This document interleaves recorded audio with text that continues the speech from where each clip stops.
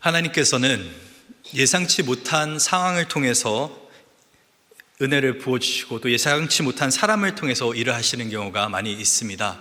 올해 저희가 우리에게 새 일을 행하시는 하나님이라는 표어를 가지고 지금까지 왔는데, 저는 사실 이 새 일을 행하시는 하나님이라는 표어를 들었을 때 과연 하나님께서 얼마나 많은 새 일을 하실까라는 기대함도 있었지만 참 의심도 있었던 것 같습니다. 왜냐하면 우리의 일상은 늘 반복이 되는 것 같고 늘 동일한 것 같고 크게 변하지 않는 것 같은데, 근데 한 해를 돌아보니까 참 하나님께서는 새로운 일들을 우리 교회 가운데 또 제 삶 가운데 참 많이 하신 것 같습니다. 그런데 하나님께서 하시는 이 새 일들이 많은 경우 뜻밖의 상황 가운데서 또 뜻밖의 사람을 통해서 이루어지는 경우가 굉장히 많이 있습니다. 이 누가복음 1장 말씀을 보면은 이 하나님께서 자신의 아들을 보내시는 인류의 역사를 완전히 뒤집어 놓는 큰 사건이 벌어지게 된 것을 저희가 함께 봅니다. 참 영원하시고 무한하신 그런 하나님께서 인간을 구원하시기 위해 자기의 아들을 인간의 몸으로 이렇게 보내주시고 또 인간이 사는 세상 가운데, 죄된 세상 가운데 빛으로 보내신 이 성육신 사건을 통해서 정말 우리는 이제는 구원의 은혜를 누리게 되었습니다. 이것이 복음인 것이죠. 하나님께서 우리를 위해 자기의 아들을 아낌없이 내어주시고 또 그 아들이 십자가에서 죽으심으로 인해서 또 부활하심으로 인해서 우리에게는 구원을 받을 수 있는 길이 열렸습니다. 이것이 복음입니다. Good news. 근데 이 복된 소식을, 이 좋은 소식을 신약에서 가장 먼저 들었던 사람은 마리아도 아니고 요셉도 아니고 사가랴라고 하는 인물입니다. 저희가 몇 주 전에 주일 말씀 때 이 사가랴 또 엘리사벳 이 부부에 대해서 저희가 함께 살펴보았는데, 이 사가랴와 엘리사벳은 정말 하나님께서 인정하시는 그런 경건한 거룩한 부부였습니다. 의인이라고 하는 호칭까지 얻어가면서 말씀 따라 또 규례를 지키기 위해서 열심히 그렇게 노력하면서 살아왔던 사람들이었습니다. 근데 이렇게 신실했던 부부에게 한 가지 어려움, 아픔이 있었었죠. 그것은 바로 아이가 없다라고 하는 것이었습니다. 그래서 참 이제는 세월이 지나고 나이가 들어서 도저히 의학적으로는 아이를 가질 수 없는 그런 상황까지 이렇게 오게 되었습니다. 그런데 하나님께서 놀라운 일을 이들 삶 가운데 베풀어 주시죠. 이 제비로 통해서 이 사가랴가 제사장의 직무를 행하기 위해서 성전 안에 들어가게 되는데, 그 성전 안에 들어가 있는 그 상황 가운데서 하나님께서는 하나님의 사자, 천사를 보내주십니다. 그 천사가 놀라운 소식을 전하는데, 사가랴야, 너에게 하나님이 아들을 주실 거야. 너의 간구함을 하나님께서 들으셨다라고 천사가 선포를 합니다. 그리고 이 아들이 주의 길을 예비할 것이다. 사실 사가랴에게는 아들이 생긴다라는 것 자체도 너무나 충격적인 소식인데, 근데 그 아들이 생긴다라고 하는 소식보다 더 충격적인 소식은 이 아들이 바로 주님의 길을 예비할, 그 말라기 4장에서 그렇게 예언되었던 엘리야의 영성과 엘리야의 능력을 갖고 주님의 길을 예비할 그런 아이가 될 것이다 라고 천사는 선포를 했습니다. 그 말은 뭐냐면은 지금 곧 주님이 오신다라고 하는 겁니다. 그토록 구약에서 이 이스라엘 백성들이 기다리고 기다렸던 메시아가 온다라고 하는 것이죠. 그래서 정말 크고 기쁜 소식을 사가랴는 듣게 됩니다. 개인적으로도 너무나 기쁜 소식이고 또 이스라엘 민족을 생각했을 때도 너무나 기쁜 소식입니다. 자기의 기도가 이제는 응답이 된 것이고 그토록 자기가 바라고 기다리던 아들과 메시아까지 이제는 볼 수 있게 된 것입니다. 그래서 이 놀라운 소식을 하나님께서는 제사장 사가랴에게 먼저 전해주셨는데, 근데 이보다 더 충격적인 것은 사가랴의 반응입니다. 하나님께서는 이 아이의 이름을 요한이라 지으라, 여호와의 은혜라고 지으라고 말씀하셨는데, 근데 사가랴는 어떻게 대답을 합니까? 누가복음 1장 18절 말씀 우리 같이 한번 읽도록 하겠습니다. 사가랴가 천사에게 이르되 내가 이것을 어떻게 알리오? 내가 늙고 아내도 나이가 많으니이다. 사가랴는 참 성경도 많이 알고 신앙생활도 올바르게 했고 그리고 말씀대로 살려고 하는 그 노력도 있었는데, 근데 희한하게 그토록 자기가 기다리고 원했던 그 기도의 응답을 들었음에도 불구하고 사가랴는 기뻐하지 않고 감사하지도 않고 오히려 부정적으로 하나님을 의심하는 말을 내뱉게 됩니다. 하나님, 저 이제 너무 나이가 들었습니다. 제 아내도 나이가 들었고 어떻게 이런 일들이 벌어지겠습니까? 믿어지지 않는다라고 하는 것이죠. 그래서 이 놀랍고 반가운 천사의 소식을 사가랴는 거부합니다. 이 소식은 내가 못 믿겠습니다. 근데 이 모습이 저희가 또 몇 주 전에 봤던 이 마리아의 모습과 너무나 대조되는 것이죠. 이 제사장 사가랴는 그토록 신실하게 살았는데도 이 하나님의 말씀을 듣고 의심하고 있습니다. 그런데 산골에 살고 있던 마리아는 어땠습니까? 10대 소녀, 정말 아무도 관심을 갖지 않은 이 10대 소녀는 하나님의 말씀이 임했을 때 주님의 말씀대로 내게 이루어지이다 라고 놀라운 믿음의 고백을 했습니다. 그래서 이 참 종교인 이 사가랴의 모습과 또 이 어린 소녀 마리아의 모습이 너무나 대조가 되는 것을 보게 됩니다. 그래서 하나님의 일을 한다는 제사장이, 하나님의 말씀대로 산다는 의인이 정작 하나님의 약속 앞에서는 너무나 당황하고 있는 그 모습이 어떻게 보면 우리도 너무나 당황스럽습니다.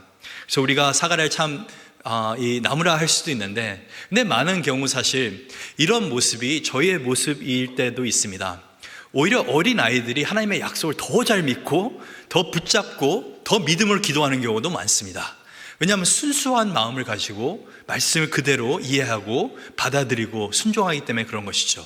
자꾸만 삶 속에서 이 지식이 늘어나고 우리가 종교의 행위가 늘어가면 늘어날수록 자꾸만 우리 삶 가운데는 그 말씀에 대한 지식은 있으나 믿음은 자라지 못하는 그런 상황들이 일어날 때가 있습니다. 그래서 이 현실의 벽 앞에서 과연 이런 일들이 일어날 수 있을까? 과연 하나님께서 새 일을 행하신다고 했는데 그런 일들이 정말 일어날까라고 우리가 믿음이 아닌 의심을 하면서 한 해를 보냈을 수도 있습니다. 아니면 하나님, 나에게 지금 이런 상황 가운데서 일을 주시는 것은 그것은 불가능한 일입니다. 하나님, 내가 이 늦은 나이에 선교사로 어떻게 가겠습니까? 이 늦은 나이에 어떻게 새로운 도전을 하겠습니까? 내가 지금 은퇴해야 되는 나이인데 교회에서 뭘 더 섬기겠습니까? 우린 자꾸만 우리의 현실의 장벽 앞에서 또 우리의 상황을 탓하면서 순종을 택하기보다는 의심을 택하는 경우가 굉장히 많이 있습니다. 이게 나이 들었을 때뿐만 아니라 젊었을 때도 그런 것이죠. 특히 EM 성도들 중에서는 지금 막 이제 커리어를 시작하는 젊은 청년들이 있습니다. 근데 그들이 특히 믿음 생활 가운데서 결단하지 못하는 가장 큰 이유 중 하나는 내가 먼저 내 커리어, 내 삶, 집 하나 장만해 놓고 커리어도 어느 정도 안정시켜 놓고 그런 다음에 하나님을 해야지 하고 그렇게 생각하는 경우가 있습니다. 그래서 이게 젊은 사람이나 아니면 좀 나이가 지긋이 든 사람이나 상관없이 많은 경우 우리는 현실의 장벽 앞에서 또 상황 앞에서 하나님을 신뢰하기보다는 불신한다라고 하는 것이 오늘 본문의 그 장면입니다. 우리는 나는 잘 못합니다라고 하는 것이 겸손이라 생각할 수 있지만은 오늘 본문을 통해서 보게 되는 것은 그것은 불신입니다. 겸손이 아니라 영적인 불신. 왜냐하면 하나님께서는 연약한 자를 들어 쓰시기 때문에 그렇습니다.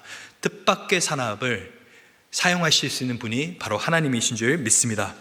그래서 사가랴, 여호와는 기억하신다라고 하는 그 자신의 이름을 기억하지 못한 채 지금 오히려 하나님을 의심하면서 그렇게 믿음의 고백을 하지 못하고 있습니다.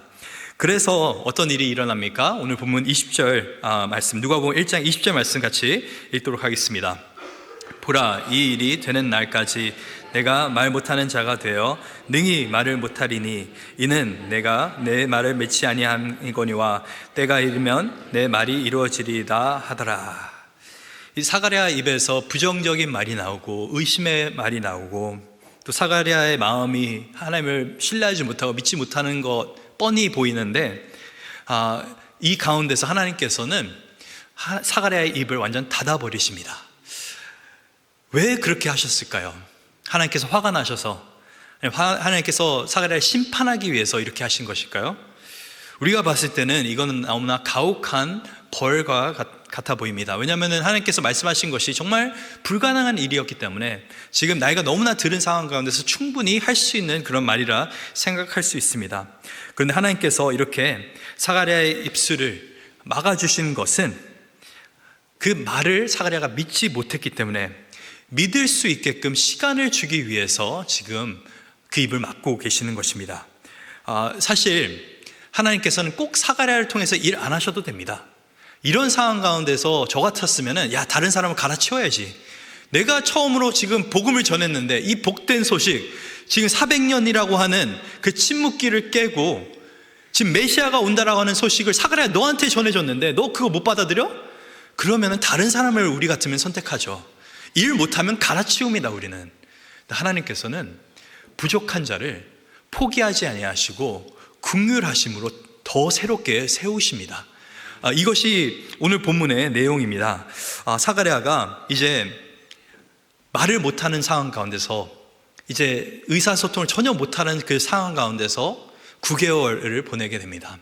오늘날 같으면 이제 저희가 의사소통을 꼭 말뿐만 아니라 우리가 문자도 보내고 또 이메일도 할 수 있기 때문에 사실 말을 좀 못한다 하더라도 그렇게까지 우리가 불편함을 느끼지는 않을 수도 있습니다. 물론 불편하겠지만은 소통할 수 있는 방법들은 여전히 있기 때문에 참 그것이 말 못하는 것이 꼭 그렇게 참 어렵다라고 생각이 안 들 수도 있습니다. 근데 이 당시만 하더라도 말을 못한다라고 하는 것은 일상의 대화가 불가능하다라는 것입니다. 의사소통이 도저히 안 된다는 것이고 사람들과는 이제는 단절된 상황 가운데서 살아가야 된다는 것을 말하고 있습니다. 이것이 얼마나 답답했겠습니까? 근데 이 침묵의 시간이, 이 기다림의 시간이 하나님께서 이 심판과 진노로 사가랴에게 허락하신 시간이 아니라 놀라운 하나님의 긍휼의 시간인 줄 믿습니다. 그래서 오늘 본문을 통해서 보게 되는 것은 하나님께서는 믿음이 부족한 자를 긍휼히 여기십니다. 믿음이 부족한 자를 갈아치우시지 아니하시고 하나님께서는 믿음이 부족한 자를 긍휼히 여기시고 또 새롭게 하십니다. 그래서 하나님께서 이렇게까지 참 9개월 동안에 사가랴가 이야기를 못하게 하시는데 이 침묵의 기간 동안에 과연 어떤 일이 일어났는지 성경은 정확하게 말은 하고 있지 않습니다. 근데 이 침묵의 기간 후에 놀라운 일이 벌어졌다는 것을, 또 사가랴의 마음 가운데 놀라운 변화가 일어났다는 것을 저희가 오늘 본문을 통해서 보게 됩니다. 오늘 본문 57절, 58절 말씀을 같이 한 목소리로 읽도록 하겠습니다. 엘리사벳이 해산을 기한이 차서 아들을 낳으니 이웃과 친족이 주께서 그를 크게 긍휼히 여기심을 듣고 함께 즐거워하더라.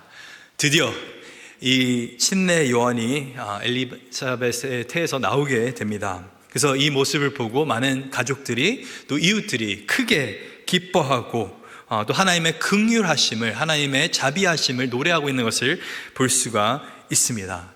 이 누가복음 1장에서 계속적으로 등장하고 있는 이 단어가 긍휼하심이라고 하는 단어입니다. 이 마리아도 자기의 창가 속에서도 이스라엘을 하나님께서 도우사 긍휼히 여기시고 기억하시되라고 하는 고백을 했었습니다. 그리고 오늘 본문에서도 사람들이 엘리사벳을 하나님께서 긍휼히 여기셔서 아이를 주셨다라고 사람들이 그렇게 함께 기뻐하고 있습니다.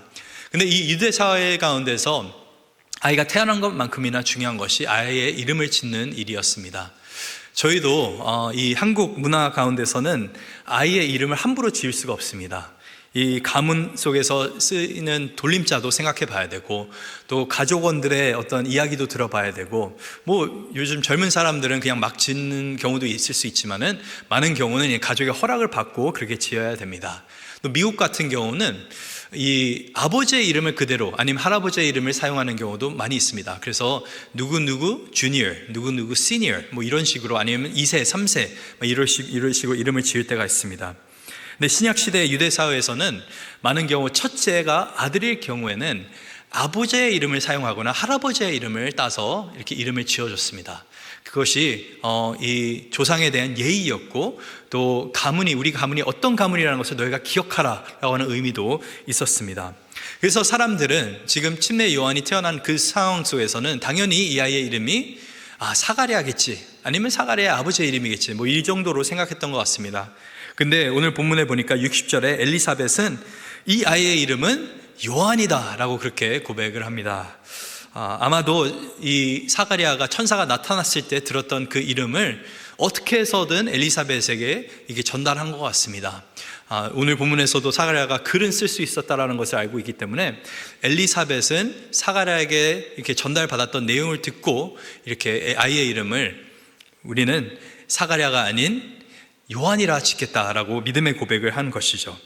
근데 사람들은 도무지 이 결정이 이해가 되지 않아서 이번에는 사가랴에게 직접 물었습니다. 이 손짓을 하면서 아이의 이름을 도대체 뭐라고 할까라고 했을 때 오늘 본문 우리 63절과 64절 말씀 같이 한번 읽도록 하겠습니다. 그가 서판을 달라 하여 그 이름을 요한이라 쓰매 다 놀랍게 여기더라. 예, 그 입이 곧 열리고 혀가 풀리며 말을 하여 하나님을 찬송하니. 이 침묵의 시간, 기다림의 시간 동안에 어떤 일이 일어났는지는 정확하게는 알 수 있지만은 분명한 것은 사가랴가 변했다라는 것입니다. 그전에는 하나님의 하신 그 일들을 믿지 못했는데, 근데 지금은 믿음으로 아이의 이름을 자기의 이름으로 짓지 아니하고 천사가 준 그 이름 요한이라 짓게 되는 것을 볼 수 있습니다. 그래서 하나님의 긍휼하심은 믿음이 부족한 자를 새롭게 할 뿐만 아니라 하나님께서는 우리를 변화시키십니다. 하나님의 긍휼하심은 우리를 변화시키십니다. 이 놀라운 변화가 사가랴의 인생 가운데 임하게 되었는데, 왜 그럼 도대체 이 고난의 시간이, 침묵의 시간이 결국에는 변화의 시간이 될 수 있었는가? 사실 저도 9개월까지는 아니지만 한 달 정도 말을 못했던 그런 시간이 있었습니다. 제가 신학교를 들어가기 전에 이제 한국에 잠깐 부모님과 함께 있었는데, 그때 교회에서 이렇게 찬양 인도를 하게 되는 일들이 많이 있었습니다. 제가 뭐 노래를 잘 하고 그러진 못했었습니다. 그래서 특히 뭐 따로 노래를 배우고 발성을 배운 것이 아니기 때문에 그냥 은혜로 찬양을 했는데, 어느 날 이 청년부 수련회에서 찬양을 하는데 갑자기 목소리가 안 나왔습니다. 근데 그전에도 뭐 제가 워낙에 목을 잘 못 써서 목이 쉬거나 그런 경우가 있었습니다. 근데 이번에는 좀 느낌이 다르더라고요. 왜냐면 그전에는 목이 쉬면은 아프고 따갑고 그런 느낌이 있었는데, 이번에는 아예 그냥 목소리 자체가 아프지도 않은데 목소리가 안 나오는 것이었습니다. 그래서 수련회 끝나고 이제 의사 선생님한테 찾아가서 도대체 왜 목소리가 안 나옵니까? 검사를 받아보니까 그때 이 결과 나왔던 것이 성대 폴립이라고 성대에 작은 혹이 이렇게 난 것이었습니다. 근데 그 혹이 났는데 그것이 자연스럽게 없어질 수도 있고, 근데 의사 선생님은 이제 곧 다시 미국에 가서 신학교를 다녀야 되니까 수술로 뗍시다 라고 하더라고요. 근데 수술로 떼면은 한 3주 정도, 3주에서 4주 정도는 말을 하면 안 됩니다. 그래서 수술 자체는 굉장히 간단했었습니다. 근데 그 후에, 수술 후에 3주, 4주 말을 못하는 그 상황 가운데 과연 그 상황이 얼마나 힘들까? 수술 전에는 몰랐는데 수술을 하고 나니까 이게 얼마나 답답한 일인지 좀 깨닫게 되었습니다. 그래서 참 내가 말하고 싶은 말들, 내가 소통하고 싶은 것들 함부로 못하니까 그냥 사람들을 안 만나게 되고, 사람들을 안 만나게 되다 보니까 시간이 많이 생기더라고요. 근데 그 시간 동안에 제 안에 놀라운 변화가 일어났었습니다. 내가 하고 싶은 말을 실컷 하지 않으면서 사니까 다른 사람의 말을 더 듣게 되고, 무엇보다도 하나님의 말씀을 더욱더 귀 담아서 보고 듣게 됐던 것이었습니다. 이 침묵의 시간, 광야의 시간도 동일합니다. 광야라고 하는 것은 그냥 아무것도 없는 곳입니다. 할 것 없는 곳, 고요한 곳. 그 광야로 나갔을 때 왜 사람들은 그토록 변화가 되어서 오는 것인가? 그 광야의 시간을 통해서 쓸데없는 것은 집중하지 않고 오로지 하나님께만 집중하기 때문에 사람들 안에는 변화가 일어나는 것입니다. 이 말씀 안에서 물론 사가랴가 어떤 식으로 이 9개월의 시간을 보냈는지는 정확하게는 알 수 없습니다. 근데 분명한 것은 사가랴가 하고 싶은 말 못하면서 살고 있는 이 가운데서 아마도 자기를 더 돌아보고 또 하나님의 말씀을 더욱더 살피지 않았을까라는 생각이 듭니다. 그래서 이 시간을 통해서 더욱더 믿음이 세워지고, 가만 생각해 보니까 정말 말씀을 보니까 하나님께서 약속하신 대로 지금 메시아를 보내주시는 거구나, 하나님께서 정말 우리가 생각하지 못하는 일들도 가능케 하시는 분이시구나 하는 것을 그렇게 깨닫게 된 것 같습니다. 그래서 이 침묵에 지혜가 있습니다. 우리의 삶 가운데도 늘 침묵하면 안 되겠지만은 종종 이런 침묵의 시간과 은혜가 있기를 간절히 소망합니다. 잠언 10장 19절에도 이 침묵의 지혜에 대해서 이야기를 하는데, 우리 같이 한 목소리 읽도록 하겠습니다. 말이 많으면 허물을 면하기 어려우나 그 입술을 제하는 자는 지혜가 있느니라. 우리가 사는 세상은 하고 싶은 말 다 하는 사람들을 쿨하다, 야 성격 시원하다 라고 말하지만은, 근데 성경은 하고 싶은 말을 다 하는 사람은 지혜롭지 못한 사람이라고 그렇게 말을 합니다. 왜냐하면 하고 싶은 말만 하면 사는 사람은 다른 사람의 말을 듣지 않습니다. 다른 사람의 말을 듣지 않으면 상황 파악이 안 됩니다. 상황이 파악되지 않으면 정확한 말을 해줄 수가 없습니다. 그래서 상담을 잘하는 사람은 사실 사람들의 말을 잘 듣고 그 요지를 정확하게 집어낼 수가 있습니다. 그래서 우리는 종종 하나님께서 허락하시는 고난의 시간, 또 이 침묵의 시간을 이거는 하나님께서 나를 벌하신다라 생각하지 않고 오히려 내가 더욱더 믿음 안에서 새롭게 될 수 있는 기회라고 여길 수 있어야 되는 것입니다. 그래서 시편 62편 1절에도 이런 말씀이 있습니다. 우리 같이 한 목소리 읽도록 하겠습니다. 나의 영혼아 잠잠히 하나님만 바라라. 무릇 나의 소망이 그로부터 나오는도다. 하나님을 바라보는데 어떻게 바라보라고요? 잠잠히 바라보라고 그렇게 말씀하십니다. 그래서 마가복음에서도 예수님께서는 종종 사람이 없는 고요한 곳에서 기도를 하셨습니다. 마가복음 1장 35절 말씀 같이 읽도록 하겠습니다. 새벽 아직도 밝기 전에 예수께서 일어나 나가 한적한 곳으로 가사 거기서 기도하시더니, 예수님께서는 얼마나 일정이 바쁘셨습니까? 특히 갈릴리 사역하셨을 때는 수많은 사람들이 정말 무리가 이렇게 예수님을 둘러싸고, 그래서 예수님은 늘 할 일이 있으셨던 분이었습니다. 근데 예수님도 이 안식의 시간을, 또 침묵의 시간을, 하나님과 교제하는 시간을 철저하게 지키셨습니다. 예수님의 그 영적인 파워가 어디서 나오냐면 이 침묵의 시간, 하나님과 독대하는 이 시간, 그리고 자신을 돌아볼 수 있는 이 시간, 이 고요의 시간을 통해서 하나님께서는 이 예수님에게 놀라운 능력을 더해주신 것이었고, 또 그 능력을 통해서 예수님께서는 은혜로 사역할 수 있게 된 것이었습니다. 그래서 우리의 삶 가운데서도 조금 우리 주위에 있는 소음과 또 우리의 시선을 분산시키는 것들을 좀 내려놓을 필요가 있는 줄 믿습니다. 오늘도 우리가 유스 아이들을 수련회 때 보내는데 학부모님들이 늘 그런 말씀하십니다. 우리 아이들이 수련회만 갔다 오면 천사가 돼서 돌아옵니다. 너무나 집에서도 잘 행동하고, 근데 그게 며칠 가지가 않아서 너무나 고민입니다. 근데 도대체 왜 수련회장 가서 아이들이 이렇게 큰 은혜 받고 또 변화돼서 오는 것인가? 물론 여러 가지 이유가 있겠지만은 저는 한 가지 이유는 핸드폰을 뺐기 때문에 그렇습니다. 그리고 컴퓨터도 하지 않고 이 일상 가운데서 끊임없이 자기네들이 뭘 보고 듣고 자꾸만 정신이 분산된 그 상황 가운데서 집중하지 못한 채 늘 하루하루를 살아가는데, 그리고 분주한 마음을 가지고 살아가는데, 근데 그 모든 것이 사라지니까 생각을 올바르게 할 수 있고 말씀이 들리기 시작하고 하나님의 은혜가 이제는 느껴지기 시작하는 것입니다. 근데 이런 놀라운 은혜가 이 청소년 아이들에게만 임하는 것이 아니라 우리의 가운데도 임할 수가 있는 것입니다. 그래서 우리 삶 가운데서도 주기적으로 정말 삶 가운데 안식할 수 있는 그 시간, 무엇보다 하나님 앞에 침묵하고 하나님의 말씀을 보고 듣고 또 하나님의 말씀에 따라 깊이 생각할 수 있는 그런 시간이 있을 수 있기를 간절히 소망합니다. 그러기 위해서는 핸드폰을 끄셔야 됩니다. 우리는 일어나서 가장 처음으로 핸드폰 밤새 동안 무슨 일이 있었나 확인하고, 잘 때까지 핸드폰을 붙잡으면서 무슨 일이 더 일어날까 붙잡으면서 가는데, 좀 우리가 일상 가운데서 하나님께서 말씀하시는 그 공간과 시간을 좀 열어드릴 수 있는 그런 은혜가 이 한 해를 마무리하는 가운데도 있기를 그렇게 부탁드립니다. 특히 우리 부모님들은 지금 아이들 이제 수련회 간다고 아이고 이제 놀 수 있겠다라고 하지 마시고, 이 침묵의 시간에 함께 기도하시면서 하나님의 말씀을 더욱더 깊이 묵상하는 시간 될 수 있기를 간절히 부탁드립니다. 하나님의 긍휼은 우리를 변화시킵니다. 그리고 마지막으로 하나님의 긍휼은 우리를 구원에 이르게 합니다. 우리를 구원에 이르게 합니다. 이 9개월의 침묵을 깨고 사가랴가 이제는 순종하는 마음으로 아이의 이름을 요한이라 짓겠습니다 라고 그렇게 선포를 합니다. 근데 그 선포하는 가운데 이제는 혀가 이제 풀리고 입이 열리기 시작하는데, 그러면 사가랴의 입술에서 나오는 말이 어떤 말인가? 아이고 이제 살 것 같다 이런 말을 한 것이 아니라, 아이고 이제 애가 생겼으니 너무나 좋다라고 하는 말도 하지 않았습니다.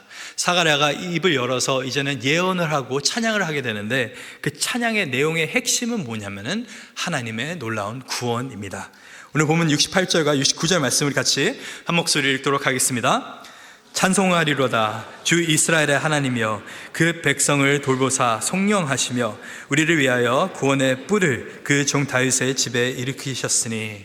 제가 사가랴가 왜 이 침묵의 기간 동안에 하나님의 말씀을 많이 봤을 것 같다 생각이 드는 그 이유가, 이 사가랴가 입이 열리고 이제 노래를 하고 예언을 하는데, 근데 이 사가랴의 노래를 살펴보면 한 줄 한 줄이 자기의 생각을 그냥 지금 말하고 있는 것이 아니라 다 구약의 말씀을 인용하고 있고, 구약의 말씀을 지금 갖다가 그렇게 조합해서 예언을 하고 있는 것입니다. 그래서 이 침묵의 기간 동안에 사가랴는 하나님의 말씀을 깊이 있게 묵상했고, 자기의 주어진 그 상황 가운데서 하나님의 말씀을 어떻게 적용할 수 있는지 정말 깊이 있게 생각을 했구나라는 것을 보게 되었습니다.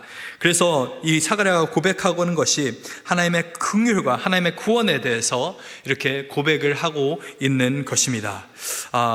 특히 이 부모에게 아이가 태어나는 그 순간은 너무나 귀한 순간이고 너무나 행복한 순간입니다.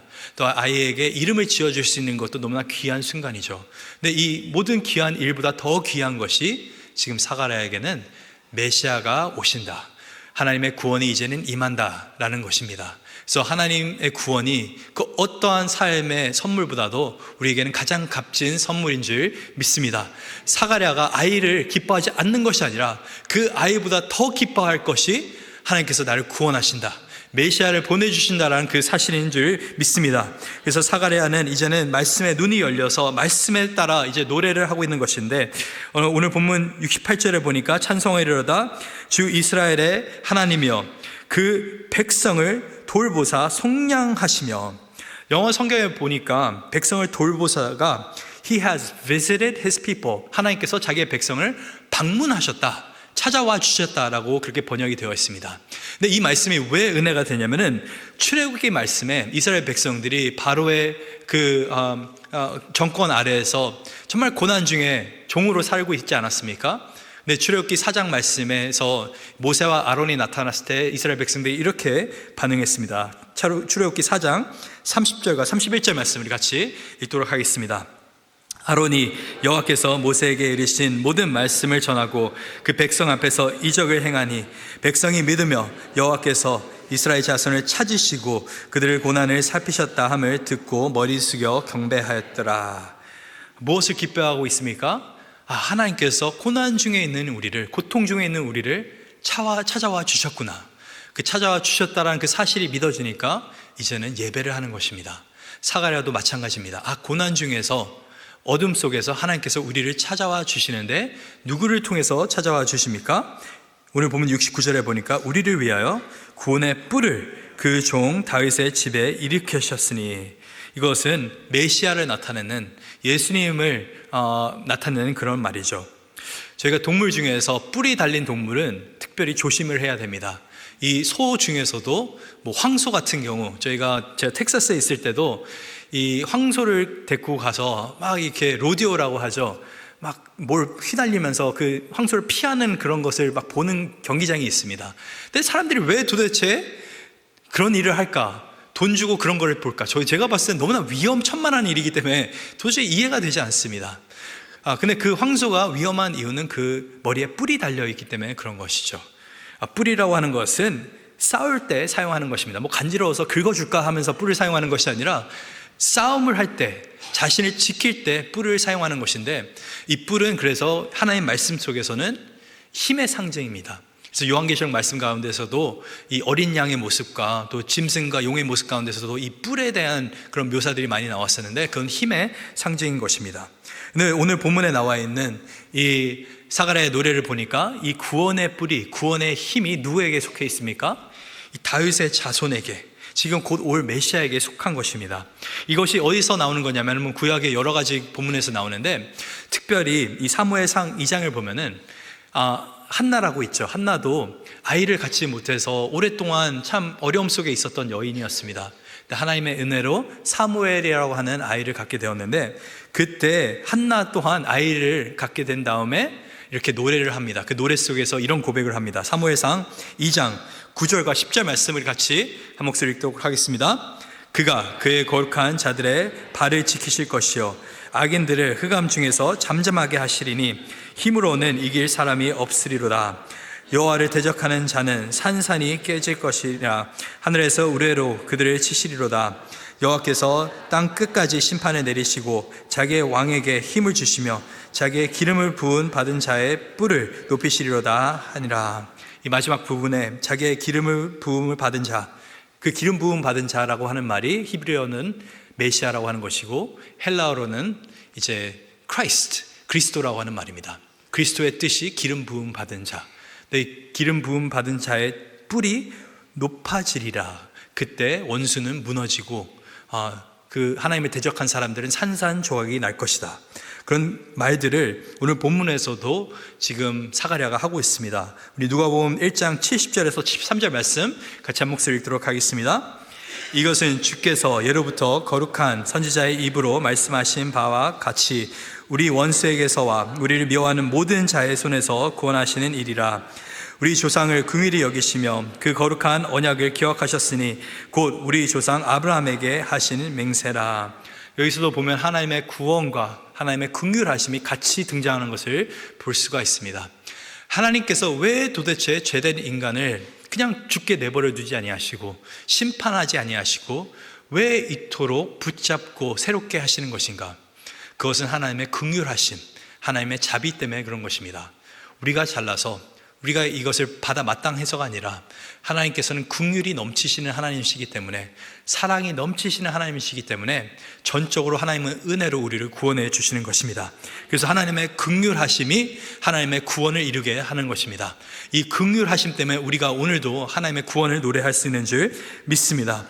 그래서 78절과 79절에 보니까 어둠과 죽음 또 그 그늘 안에 있는 자들이 빛이 비춰질 때는 평강의 길로 하나님께서 이들을 인도하실 것이다 라고 성경이 말합니다.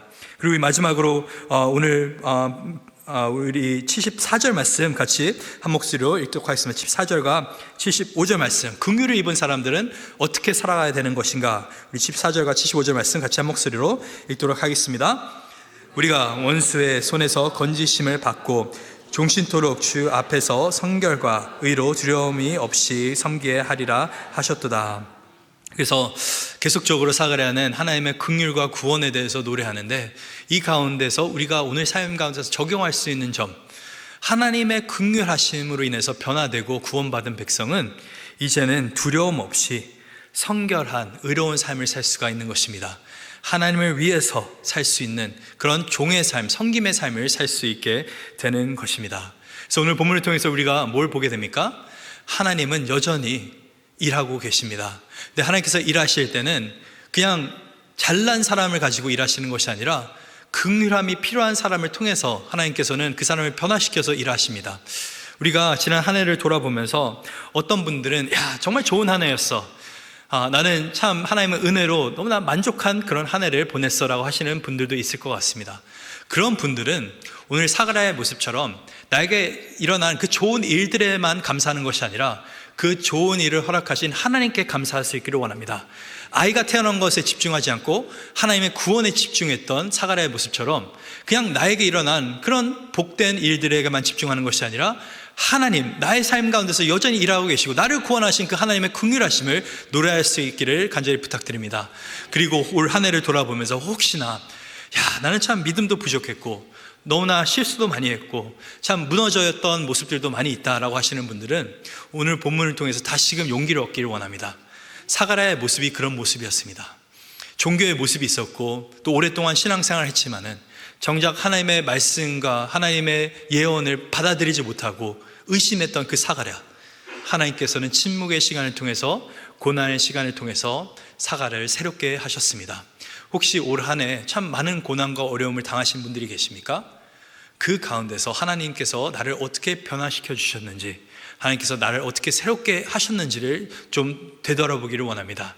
그걸 되돌아보면은 나의 이 고통의 호소가 기쁨의 노래로 변화될 줄 믿습니다.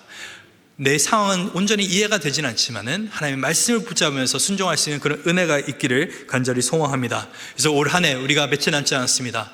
잘 마무리해야지 우리가 새로운 출발도 할 수 있는 것입니다.